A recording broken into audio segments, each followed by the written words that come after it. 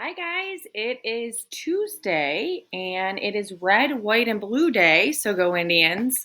Hopefully you guys are paying attention to the Spirit Week, and remember, if you do it, you can put a hashtag and we'll post it to the Sheffield Lake webpage. So happy Tuesday, Chapter 13 of Maniac. Amanda was happy to give up her room to Maniac. It gave her an excuse to sleep with Hester and Lester every night. Most of the time during the day, the little ones drove her crazy. She couldn't stand to be in the same hemisphere with them. But at night, the best thing was to have them snuggled up on both sides of her. It made no sense, but that's how it was. Mr. Beale divided the little one's room into two sections with a panel of plywood, and Amanda moved her stuff into the back part, except for her suitcase of books. That stayed in her old room with Maniac. The way Maniac fit in, you would have thought he was born there. He played with the little ones and read them stories and taught them things. He took Bow Wow out for runs and he did the dishes without anybody asking, which made Amanda feel guilty, so she started to dry. He carried out the trash, mowed the grass, he cleaned up his own spills, turned out the lights, put the cap back on the toothpaste tube, flushed the toilet, and Mrs. Beale called it the miracle on Sycamore Street. He kept his room neat. Every morning, Mrs. Beale looked into it. No socks on the floor, no drawers open, no messed up bed. That was the most amazing thing, the bed. It looked as if it hadn't been slept in, which she soon found out was the case. Late one night, she opened the door and found Maniac sleeping on the floor. She lugged him onto the bed. By the next night, he was back on the floor. Maniac just couldn't stand being too comfortable.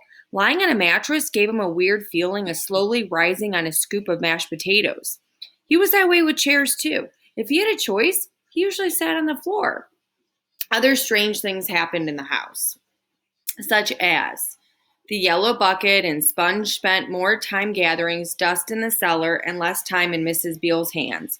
Because with Maniac around, Hester and Lester lost their interest in cramming everything in sight.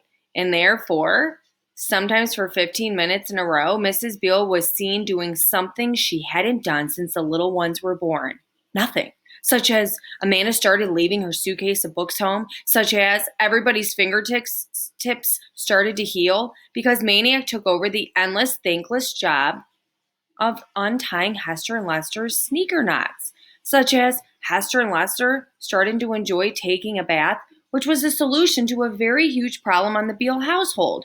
Once upon a time, Hester and Lester loved to get a bath as long as Amanda got one with them. It was a little crowded, especially when the little ones added their boats and floating dinosaurs, but it was fun and warm and yelpy and soapy.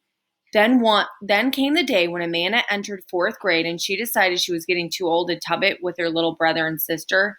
They begged her and begged her, but she wouldn't get in. They tried to storm the bathroom when she was in there, but she locked the door on them. And so the little ones went on strike.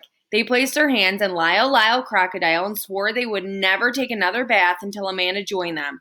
And even though they couldn't stop their much larger mouths from lifting them up and plunking them into the water, they could refuse to touch the soap or washcloth.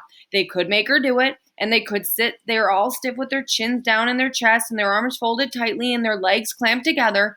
And if their mother wanted to wash their armpits, she would have to get a crowbar and pry their arms up because they sure as heck were not going to move. That's the way it was for a long time, till Maniac arrived. On that first Sunday, as soon as the little ones found out that their new pal had slept over, they mobbed him. Jeffrey, get a bath with us, will you? Maniac replied, sure, okay, not thinking much about it. After all, it was still before breakfast.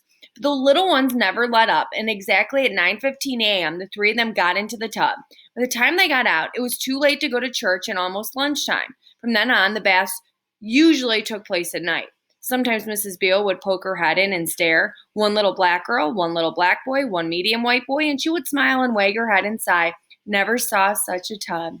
The time she heard Hester and Lester yelling for help, though, she was downstairs. She came running. What's the matter? The little ones pointed. Look! She looked. Maniac was covered with blotches, round red blotches all shiny from the bath water. They looked something like little pepperonis.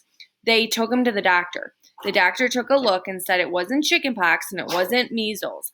He said it was going to be an allergy. He asked what the boy had for dinner. Mrs. Beale answered pizza. Well, the doctor chuckled. Can't be that. Can you imagine a youngster getting sick on pizza? Everybody laughed.